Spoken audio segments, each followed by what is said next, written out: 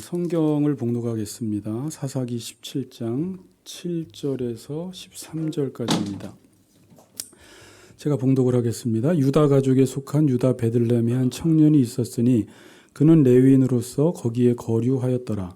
그 사람이 거주할 곳을 찾고자 하여 그 성읍 유다 베들레헴을 떠나가다가 에브라임 산지로 가서 미가의 집에 이르매 미가가 그에게 묻되 너는 어디서부터 오느냐 하니 그가 이르되 나는 유다 베들레헴의 레위인으로서 거류할 곳을 찾으러 가노라 하는지라. 미가가 그에게 이르되 내가 나와 함께 거주하며 나를 위하여 아버지와 제사장이 되라. 내가 해마다 은 열과 의복 한 벌과 먹을 것을 주리라 하므로 그 레위인이 들어갔더라. 그 레위인이 그 사람과 함께 거주하기를 만족하게 생각했으니 이는 그 청년이 미가의 아들 중 하나같이 됨이라.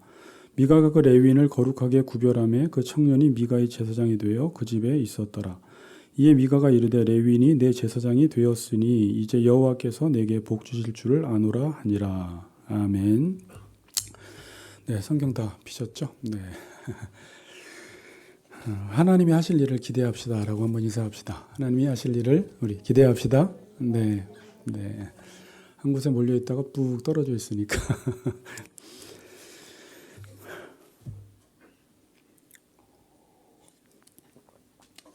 지난 시간에 우리가 미가의 가정 이야기를 통해서 이 시대가 얼마나 자기 소견에 옳은 대로 살아가는지를 살펴보았어요. 미가와 미가 어머니에게 있었던 그 일들을 통해서 왕이 없을 때 이 사람들이 하나님의 왕의 통치를 받지 않고 자기 마음대로 살아갈 때 얼마나 엉망인지를 가정의 한 단면을 통해서 살펴보았고, 오늘은 가정이 아니라 이제 레위인과 미가와의 대화를 통해서 신앙생활의 한 단면을 통해서 이들이 어떤 신앙생활을 했는지, 어떤 신앙관을 가지고 있었는지를 오늘은 한번 살펴보려고 합니다. 자, 여러분들, 이스라엘 백성들의 삶의 구조는 왕을 섬기는 구조예요. 그러니까 삶의 구조 자체가 하나님을 섬기는 구조예요. 예배드리고 제사드리고 이웃을 섬기는 그런 구조인데, 왕을 섬기는 구조에서 자기 마음대로 사는 거예요. 이러면 이제 나라가 엉망이 되는 거죠. 여러분, 만약에 군대 갔으면 군대에 맞춰서 살아야 되는데 군대 가서 자기 마음대로 살면 그것이 엉망이 되죠. 학교에 가면 학교에 맞춰 살아야 되는데 학교에 가서 학교의 법을 따르지 않고 자기 마음대로 사는 것입니다. 이들은 지금 왕의 통치를 받아야 되는 구조 속에 이스라엘 백성들이 살아가면서 거기서 왕을 왕으로 인정하지 않고 자기 마음대로 살았을 때 과연 이들의 삶이 어떠한가를 지금 지난 시간은 미가의 가정을 통해서 엿보았고, 오늘은 이들의 신앙관을 우리가 한번 엿보는 시간을 가져보도록 하겠습니다. 자, 7절을 한번 보세요. 7절에서 레위인을 소개하고 있습니다. 유다 가족에 속한 유다 베들레헴의 한 청년이 있었으니 그는 레위인으로서 거기에 거류하였더라. 자, 레위인이 지금 어떤 사람인지를 지금 여기서 설명하고 있는데, 단순히 레위인이 어떤 곳에 살았다라는 정보를 여기서 알려주는 차원에서 말하는 것이 아니라 이 레위인이 지금 어떠한 상태에 있는지를 지금 8절은 우리에게 이야기해주고 있는 거예요. 자, 여러분, 이스라엘 백성들이 여호수아와 함께 가나안 땅을 점령해서 가나안 땅에 들어왔죠. 그리고 여호수아 우리 살펴보았잖아요. 그리고 하나님께서 11지파에게 땅을 다 분배해 줬어요. 근데 한 지파만 땅을 분배받지 못했죠. 그 지파가 어떤 지파예요? 레위 지파만 땅을 분배받지 못했어요. 그럼 레위인들은 어디서 살았습니까?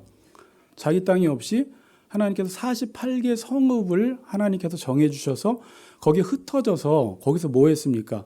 12지파가 하나님을 잘 섬길 수 있도록 돕는 역할을 했어요. 그래서 레위인 중에 제사장도 나왔고, 제사장이 아닌 레위인들은 성소에서 제사장을 돕는 일을 했고 또 성소를 섬기는 일을 했어요. 그러니까 모든 종교 생활을 관장하는 일을 누가 했어요? 레위인이 한 거예요. 그러니까 레위인의 역할은 너무나 중요해요. 이스라엘 백성들은 가나안 땅에 와서 가나안 백성들처럼 살면 안 돼요. 하나님이 특별한 목적이 있어서 가나안 땅에 들여보내신 것입니다.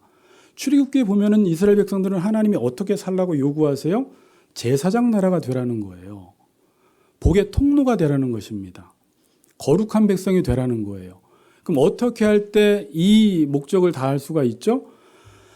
레위인들로부터 섬김을 받아야 되고 말씀의 가르침을 받아야 되고 하나님께 예배드리는 삶을 통해서 복의 통로로 하나님께서 사용하기를 원하셨던 것입니다. 자, 근데 지금 레위인들이 지금 뭘 하고 있어요? 자, 제가 유다 베들레헴에 지금 레위인이 있다고 이야기하잖아요. 우리가 궁금한 건 그럼 유다 베들레헴은 레위인들의 48개 성읍 중에 하나였을까? 저는 목회자로서 그걸 또 궁금해하죠. 48개 성읍 중에 하나가 아니에요. 그러니까 자기가 잊지 말아야 될 곳에 지금 유다 족속에 속해서 유다 베들레헴에 있는 거 보니까 지금 어딘가의 성읍에서 레위인의 역할을 감당하다가 거기서 더 이상 먹고 살 길이 없어서 떠돌아다니고 있는 것입니다. 그러다가 또 다시 그 유다 베들레헴에 있다가 어디론가 또 다시 떠돌아다니는 상황에 있다라는 것을 우리는 알 수가 있어요. 여러분들이 이제 8절부터 살펴보다 보면 거류하다, 거주하다라는 단어가 나와요. 근데 10절 빼고 나머지 다 거주하다, 거류하다. 8절, 9절에 나오죠. 그가 거류한다, 거주한다. 이건 일시적으로 거류하는 겁니다. 헬라어로 꾸르라는 단어예요. 근데 10절에 보니까 이런 단어가 있죠. 미가가 이제 그 레위인을 보고 하는 말이 있죠. 나와 함께 거주하자 이렇게 말하죠. 여기서는 야샤부라는 단어를 썼어요. 그러니까 이건 일시적으로 거주하자는 게 아니라 나와 계속해서 항구적으로 거주하자라는 거예요. 그러니까 지금 여기서 뭘 말하고 싶냐면 저자가 지금 레위인이 자기 48개 성읍에서 하나님께 제사하는 일을 하지 않고 사람들 성소에서 이스라엘 백성들이 하나님을 섬기는 일을 돕지 않고 어떤 연유에서인지 떠돌아다니고 있다라는 거예요, 지금. 그러다가 흘러 지금 누구까지 온 거예요? 그 미가라는 사람을 만나게 된 것입니다. 자, 그럼 이들이 지금 왜 떠돌아다닐까요? 여러분이 사사기 지금까지 배웠는데 사사기의 배경을 잘 생각해 보세요. 지금 사사기 본론에서의 하나의 패턴이 하나가 있었죠. 그러다가 지금 결론에서는 그 패턴이 사라지면서 반복되는 문장이 하나 있다고 했잖아요. 그 문장이 뭐라고 했습니까? 7절이라고 했잖아요. 그렇죠? 제가 조인영 집사님 얼굴만 쳐다보니까 부담스럽죠? 자, 아니요. 7절에서 뭐라고 그랬어요? 그때 이스라엘에 왕이 없으므로 사람마다 자기 소견에 옳은 대로 행했어요. 그런 가운데 레위인이 떠돌아다니는 일을 지금 하고 있는 거예요. 그 왜 떠돌아다닐까 보니까 여러분 생각해 보세요. 이스라엘 백성들이 지금 왕의 통치를 받지 않아요. 하나님을 섬기지 않아요. 제사 드리는 일, 예배 드리는 일을 하지 않습니다. 자, 그럼 이들이 하나님께 굳이 11조를 드려야 될 필요를 느꼈을까요? 어차피 하나님을 섬기지 않고 자기 마음대로 사는데 11조라는 개념이 뭐라고 했습니까? 하나님이 내 인생의 주권자요, 주인이라는 그 개념을 가지고 나의 모든 것들 중에 하나를 드림으로 하나님이 내 삶의 주인이다라는 것을 인정하는 행위잖아요. 그러니까 지금 11조를 드리지 않는 상황에 있는 거예요. 두 번째는 레위인들로부터 이스라엘 백성들이 지금 말씀의 율법의 가르침을 받아야 되는데 지금 이들이 왕의 통치를 받지 않고 자기 마음대로 살아 자기 소견에 옳은 대로 살아가면 여러분들도 말씀을 배울 필요를 느껴요? 못 느껴요? 여러분들이 교회 다니는데 여러분 교회 다니는 사람들 중에도 말씀을 배울 필요를 못 느끼는 사람들이 있어요. 그냥 교회만 다니고 하나님의 통치를 받지 않는 사람들은 교회 와서 말씀을 굳이 배워야 될 이유가 없어요. 어차피 내 마음대로 살 거거든. 말씀을 배운다라는 것은 내가 말씀을 배워서 그분의 뜻대로 살고 싶은 사람이 말씀에 관심이 있지 내 소견에 옳은 대로 살아가는데 굳이 말씀을 왜 배웁니까? 그래서 지금 이 당시에 이스라엘 백성들은 두 가지 뭘 안 했어요. 11조를 드리지 않았어요. 두 번째는 말씀을 배울 필요가 없었어요. 그럼 레위인이 필요가 있어요? 없어요? 레위인이 필요가 없는 거예요. 그러니까 지금 삶이 어려워진 거예요. 레위인들의 기업은 하나님이에요. 그리고 그들에게 말씀을 가르쳐 주므로 그들이 주는 그 11조를 가지고 생활을 했던 사람들입니다. 그리고 말씀을 가르쳐 주려고 하는데 어차피 자기 소견에 옳은 대로 살아가니까 이들은 말씀을 배우지 않아요. 그러니까 일이 없는 거예요. 일이. 먹고 살 길이 없는 것입니다. 그러니까 먹고 살라고 지금 이리저리 떠도는 상황에 있었던 것입니다. 그럼에도 불구하고 레위인은 어디 있어야 돼요? 그 48개 성읍에서 자기 자리를 지켜야 되는데 제가 레위인 입장에서 제가 목회자 입장에서 생각하면 참 힘들었겠구나라는 생각이 들어요. 교회 사역자로 왔는데 성도들이 예를 들어서 11조를 안 내. 그리고 말씀을 안 배우려고 해. 그럼 제가 뭐 할까요? 딴짓하겠죠. 말씀을 가르쳐 준다고 해도 말씀을 배우려고 안 하고. 그 다음에 저는 먹고 살 길이 없어. 그럼 뭔가 제가 먹고 살 길을 찾아서 떠나겠죠. 제가 이걸 보다가 지금 이 시대와 너무 비슷한 거예요. 여러분들 유튜브에 들어가면요. 이건 이제 목회자들 세계에서는 지금 뭐 유행 다 아는 내용인데 사역 기피 현상이 일어났어요. 그래서 여러분들 사역 기피 현상 찾으면 여러 개가 뜹니다. 희한하게 지금 옆에 있는 교회도 그렇고 제가 아는 친구들 교회도 그렇고 중형 교회들 한 700에서 1500명 되는 교회들도요. 저는 사역자가 안 뽑힌다는 말에 안 믿었습니다. 근데 현실이더라고요. 그러니까 사역자를 공고를 내면 40대, 50대가 한 3명씩 오고 30대가 한 명도 안 오는 교회가 있대요. 그러니까 젊은 사람들이 저 때만 해도 이력서가 50통에서 100통씩 들어왔다가 한 사람을 뽑았어요. 경쟁이 얼마나 센지를 몰라요. 근데 지금 사역자가 안 들어온대요. 제가 궁금해서 우리 박 목사님, 박준영 목사하고 양 목사님한테 진짜 물어봤어요. 이게 현실이 맞냐? 나는 이해가 안 된다라고 했더니 실제 그렇습니다. 이러는 거예요. 그리고 제가 이제 우리 친구가 안수 집사니까 중고등부 사역자를 뽑는다는데 안 와서 못 뽑고 있다는 거예요. 그래서 그 목사님 아들이 또 한다고 한대나 어쨌든 뭐 그렇게 이야기를 하는데 사역 기피 현상이 왔어요. 지금도. 그리고 지금은 참 웃긴 얘기인데 이렇게 사역을 하다가 힘들면 그냥 문자 하나 남겨놓고 가는 사역자들도 있고 그냥 통보하고 가는 사역자들도 있고 최근에 웃긴 얘기를 하나 들었는데 퇴근이 6시잖아요. 권사님들이 8시에 기도회를 인도해달라고 하니까 뭐라고 할 것 같아요? 저 퇴근 6시라 기도회 인도 못하겠습니다. 그러고 가는 거예요. 저희 때는 생각할 수 없는 일들이 지금 교회 안에서 일어나고 있어요. 근데 저는 이 사역자들의 다 잘못으로만 보지 않습니다. 이 젊은이들이 아주 합리적인 사람이거든요. 물론 잘못도 있겠죠. 사명감이 많이 떨어졌어요. 이전보다는 사명감 가지고 일하지 않아요.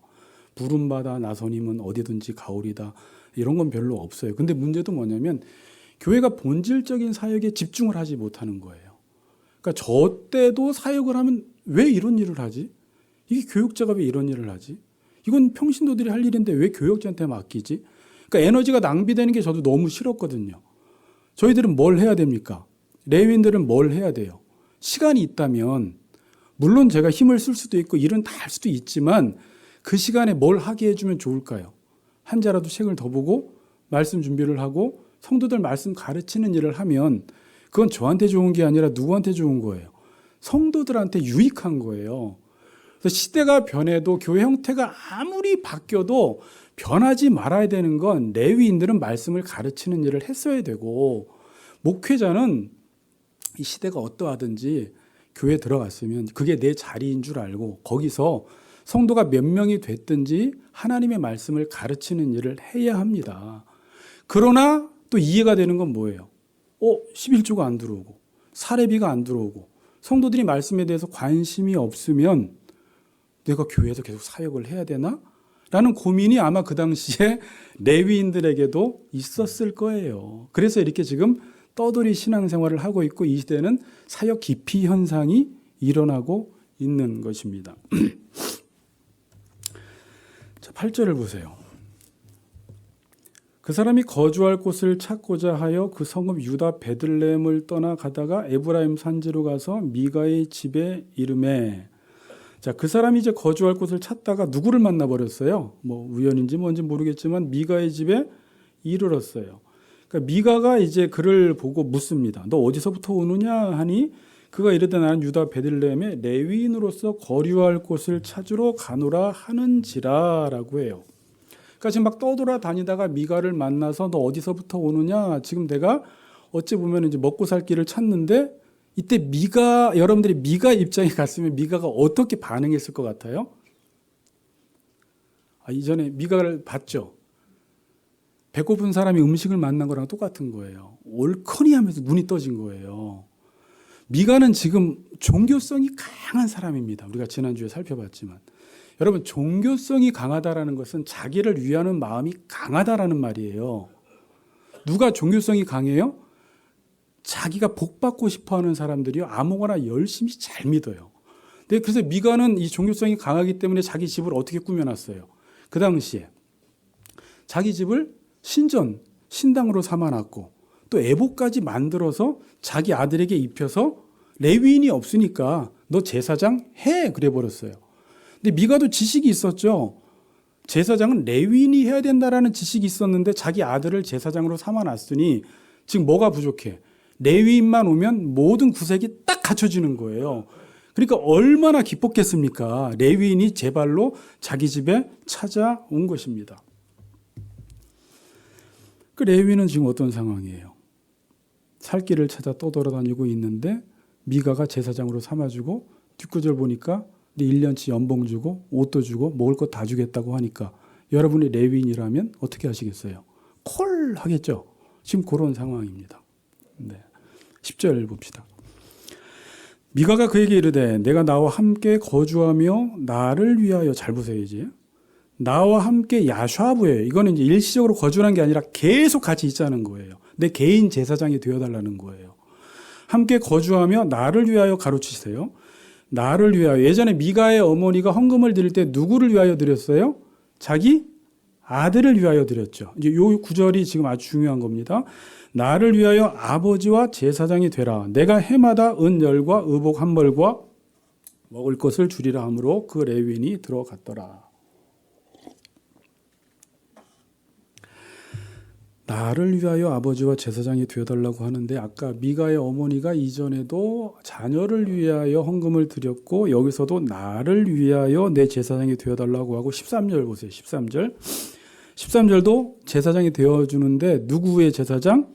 내 제사장이 되라는 거예요. 여기서 미가의 신앙관이 어떤지가 나오는 것입니다. 지금 미가는 뭘 중요시 여기고 어디에 최고의 관심이 있어요? 나를 위하는데 최고의 관심이 있는 거예요. 여러분 신앙생활을 해도 이거 이제 여러분들도 만약에 지금 이런 상황이면 목사님 그게 무슨 문제가 되나요?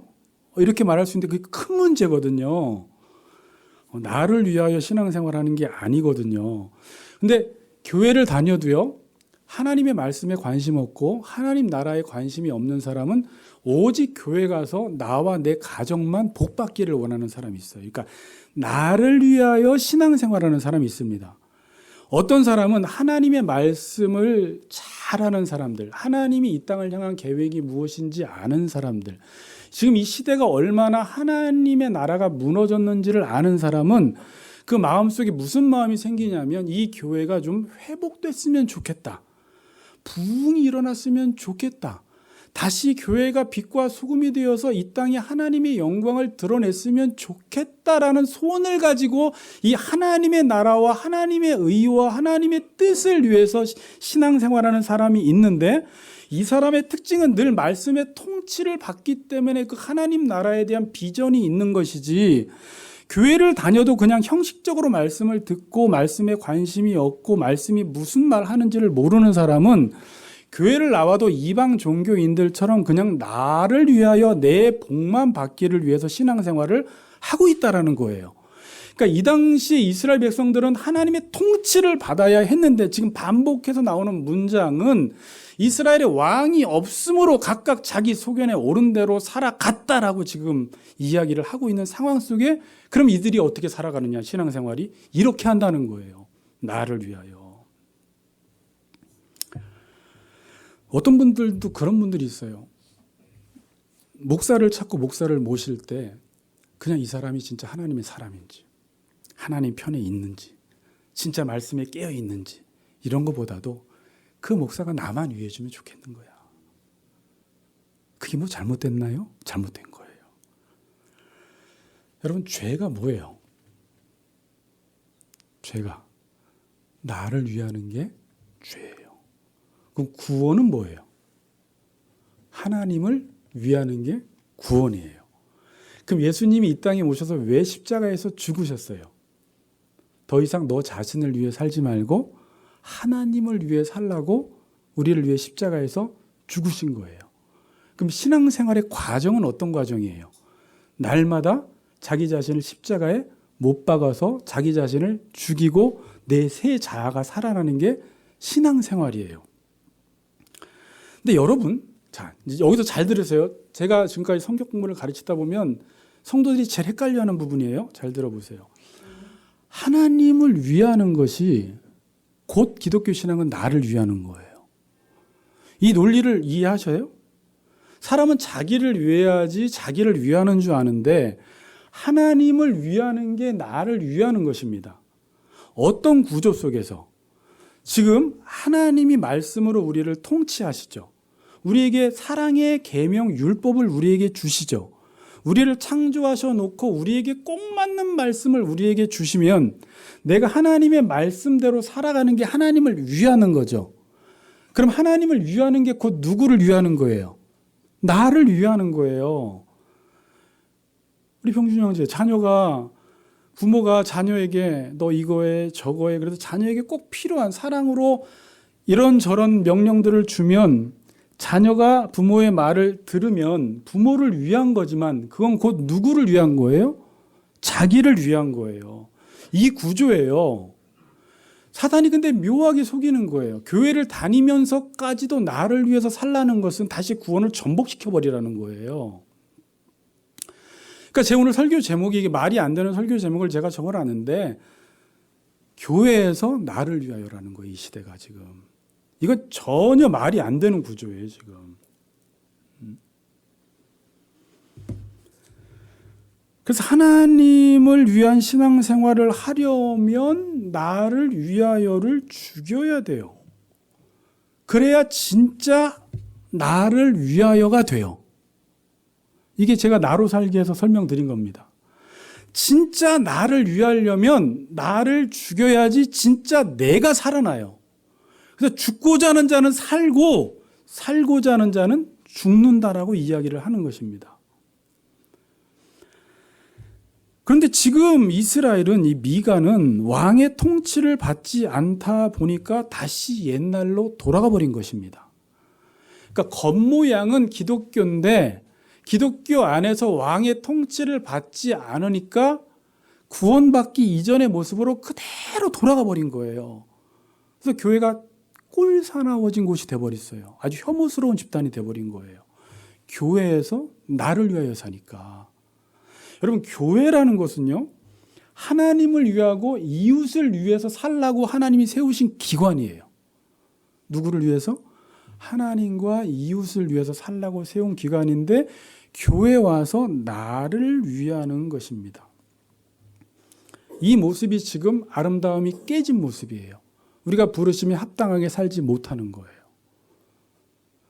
제가 오케스트라 생각하면서 이런 생각을 해봤어요. 어떤 사람이 제가 예배에서 설교하다가 오케스트라 이야기 많이 했지만 자기 혼자 연주를 잘하는 자매 하나가 오케스트라 들어와서 오케스트라와 어울려서 조화롭게 연주하는 게 아니라 자기 소리만 막 내면 여러분들이 그 자매를 보고 뭐라고 보겠어요?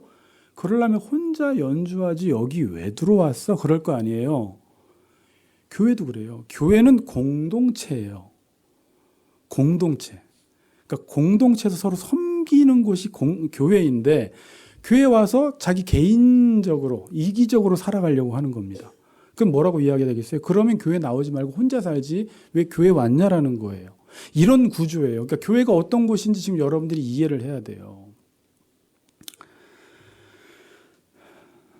복도 마찬가지예요. 복도. 여러분, 사람들은 다 복을 받기 원하고요. 기독교는 복의 종교입니다. 지금 복이라는 단어가 잘못 쓰여지고 있으니까 사람들이 이 복이라는 그 개념 자체를 기독교에서는 이 복의 종교로 보지 않는데 기독교는 철저히 복의 종교고 행복의 종교입니다. 근데 기독교 이 복이라는 게 나를 위하여 살아가면서 이 복도 완전히 변질돼 버렸어요. 복은 언제 오죠? 하나님의 말씀의 통치를 받을 때 그 말씀이 나에게 이루어짐으로 복이 임하는 것입니다. 근데 이 시대의 지금 복의 개념은 지금 미가는 레위인이 내 제사장이 되면 내가 하나님으로부터 복을 받는 줄 알겠다라고 하면서 이 시대의 복의 개념이 어떠했는지를 지금 우리에게 말씀해 주고 있는 거예요. 여러분들이 맨 마지막 절 보세요.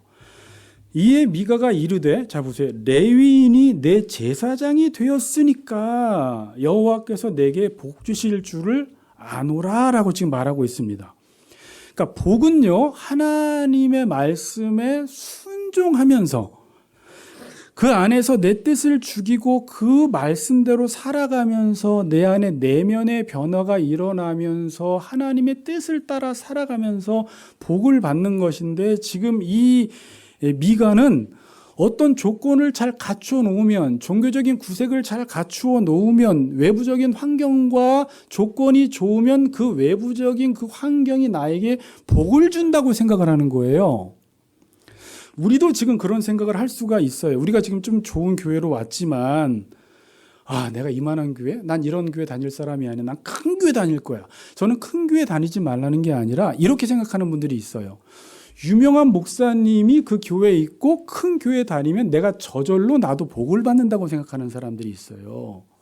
근데 복은 그런 방식으로 오지 않아요. 큰 교회를 다니건 작은 교회를 다니건 하나님의 말씀의 통치를 받아서 그 말씀이 내 삶에 이루어질 때 복을 받았다라고 하는 것입니다. 근데 사람들은 주변 환경이 좋고 기왕이면 더 종교적인 구색이 더 잘 갖추어지면 그게 저절로 나에게 복을 준다고 생각하는 거예요. 이런 복의 개념이 어디서 왔을까요, 여러분? 이게 샤머니즘적인 신앙관이에요. 여러분, 우리 한국은 기독교가 들어오기 전부터 이 신개념이 하나님, 그러니까 우리가 이야기하는 창조주 하나님은 아니지만 그냥 이 하나님 개념에 대해서 익숙한 민족이었어요. 보통 우리가, 여러분, 예전에 무당을 불러놓고 구판을 왜 벌려요? 거기 샤먼을 걷다가 왜 둬요? 이 샤먼이 중재자인데 왜 둬요? 우리 민족은요, 이 신과의 접촉을 통해서, 신과 접촉하면 내가 복을 받고, 또 신이 나에게 접촉하지 않으면 내가 재앙을 받는다고 생각을 해요.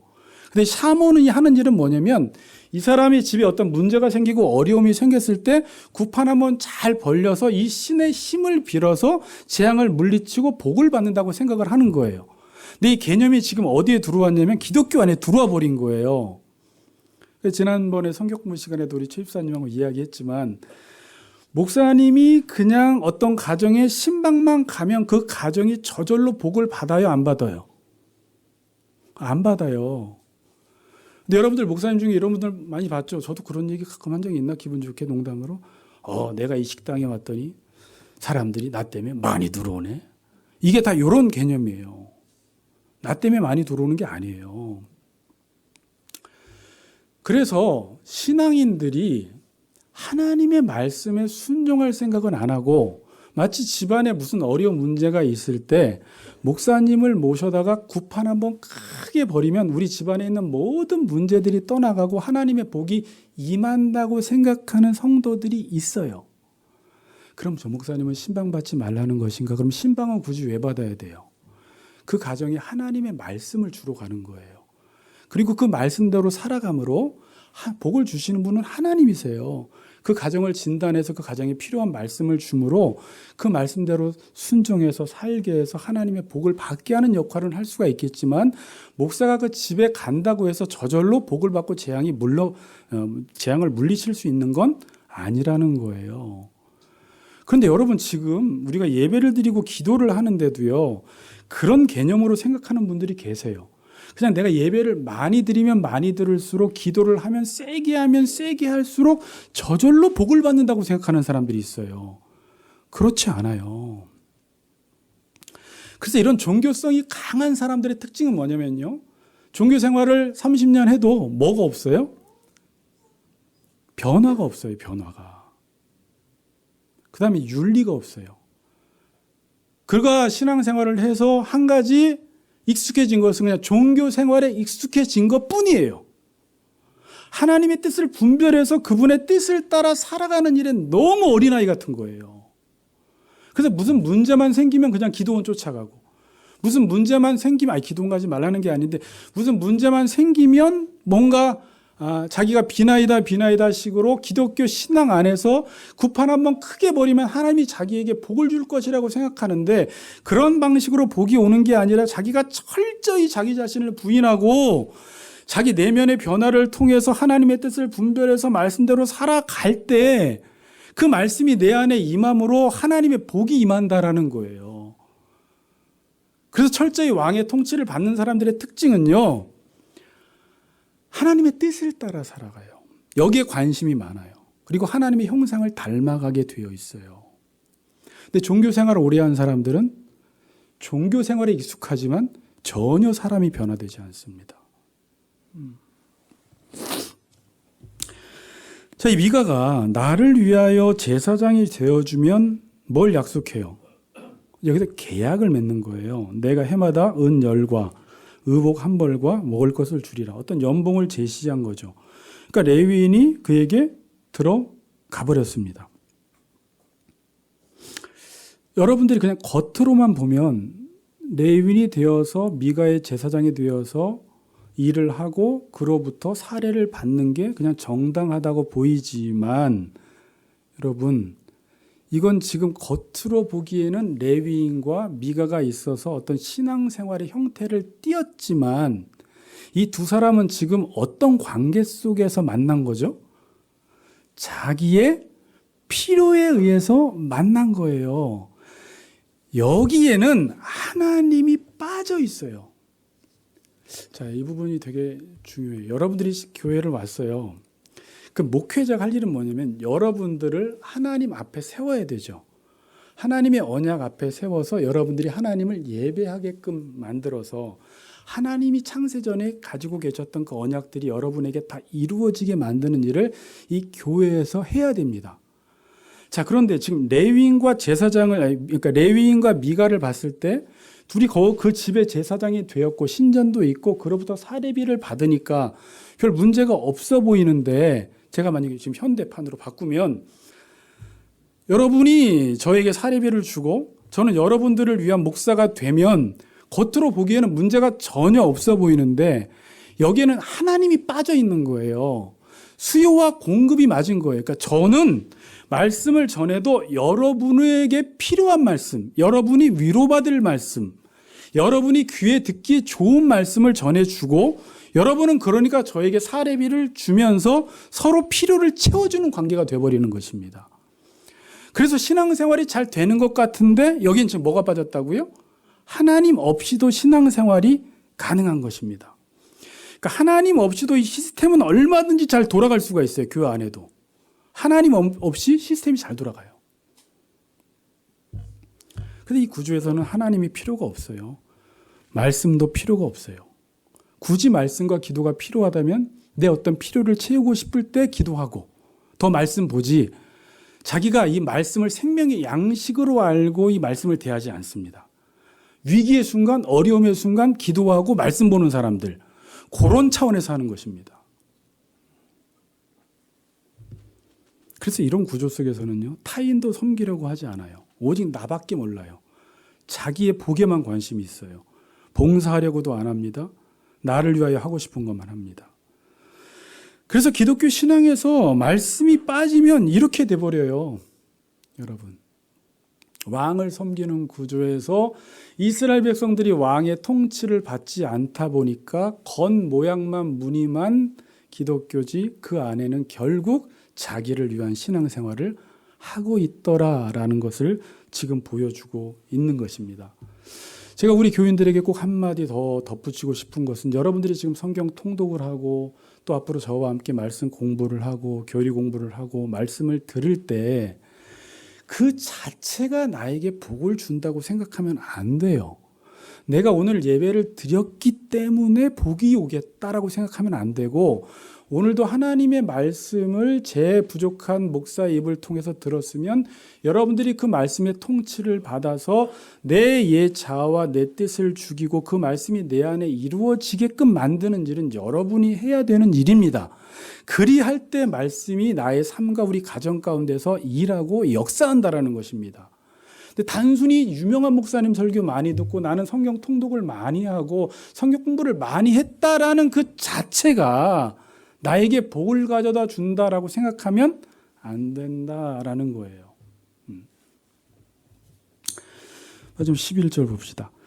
그 레위인이 그 사람과 함께 거주하기를 뭐하게 생각했으니 만족하게 생각했으니 이는 그 청년이 미가의 아들 중 하나같이 됩니다. 그 레위인이 그 사람과 함께 거주하기를 자 보세요. 만족하면 돼요, 안 돼요? 만족하면 안 돼요. 자, 여러분, 의사가 돈을 많이 버는 것으로 만족하면 돼요, 안 돼요? 의사가 안 되죠. 뭐에 만족해야 돼요? 자기가 환자를 치료해서 환자가 잘 낫는 것으로 만족을 해야 돼요. 학교 선생님이 공무원이라 안정적인 것에 만족을 누리면 안 돼요. 아이들이 교육을 받고 한 사람으로서 사회에서 한 일원으로 잘 살아갈 수 있게끔 만드는 일에 만족을 해야 합니다. 지금 레위인은 하나님의 말씀으로 백성들을 섬기는 일에 만족을 해야 돼요. 그리고 그들이 하나님의 통치를 받고 하나님의 사람으로 살아가는 것들을 보며 만족을 해야 돼요. 저도 여러분들이 하나님의 백성으로 살아가는 것들을 보면서 만족을 누려야 돼요. 근데 그거에는 만족을 누리지 않고 온전히 내 사례비가 지금 너무 많은 것으로 내가 만족을 누리고 있다면 사꾼이 되는 거잖아요. 지금 레위인이 이 일에 지금 만족하고 있다는 것을 저자가 고발하고 있어요, 지금. 그러면서 12절, 13절 결론입니다. 미가가 그 레위인을 거룩하게 구별하매. 제가 이게 제일 어려웠어요. 솔직히 오늘 아침에 이제 교회를 늦게 오다 보니까 묵상할 시간이 많대요. 어제까지 이걸 쑥 넘어가려고 했는데, 자, 미가가 그 레위인을 거룩하게 구별했다. 되게 좋은 말 같죠?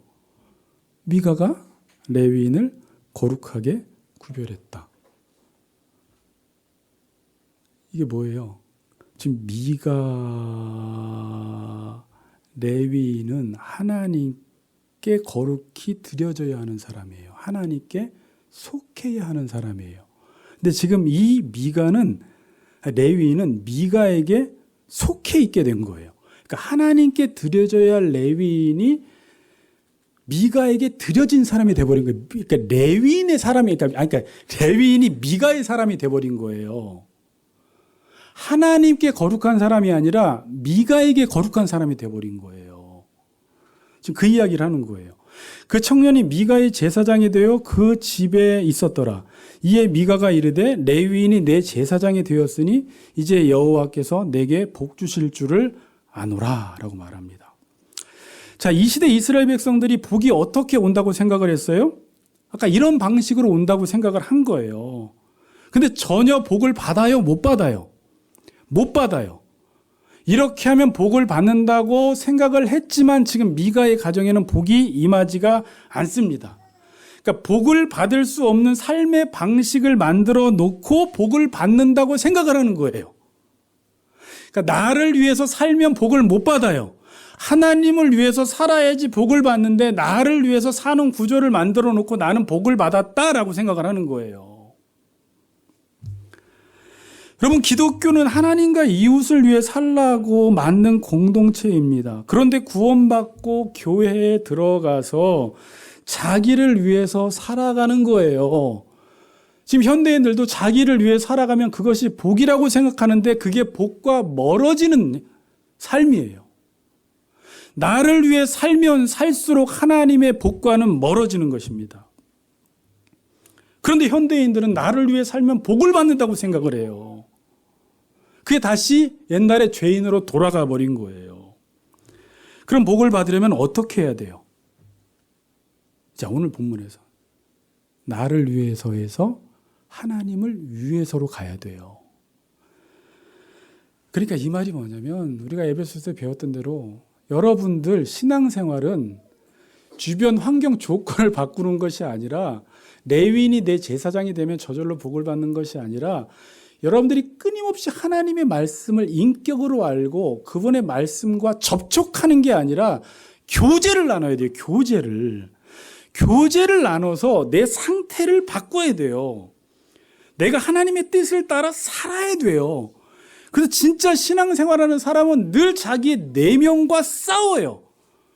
그래서 내 내면이 바꾸고 내 상태가 바뀌어요. 그래서 나를 위한 삶이 아닌 내가 이제도 살아도 주를 위하여 살겠다. 하나님을 위해 사는 사람이 됐을 때 그제서야 그 가정과 공동체 속에 하나님의 복이 임하는 것입니다. 제가 하나님이 또 이곳으로 왜 인도해 주셨을까? 얼마 전에 사역한 교회이기도 하고 이 여기 잘 아는 지역이에요. 청년들도 많아요. 무엇인가를 하는 일도 좋지만 다시 한번 저는 여러분들을 우리 교인들의 문제도 해결해 주는 것도 좋지만 먼저는 이게 교회가 교회 되려면 뭐가 무너지면 안 되냐면 먼저는 제가 정신 차리고 여러분들에게 하나님의 말씀을 잘 전해야 돼요. 그리고 여러분들도 이 말씀을 그냥 취미로 하나의 정보로 듣는 것이 아니라 이걸 생명의 말씀으로 듣고 이 말씀을 듣고 이 말씀과 몸부림치는 삶을 살아가야 돼요. 아무리 바빠도. 그렇지 않으면 우리도 어디로 가냐면 미가처럼 됩니다.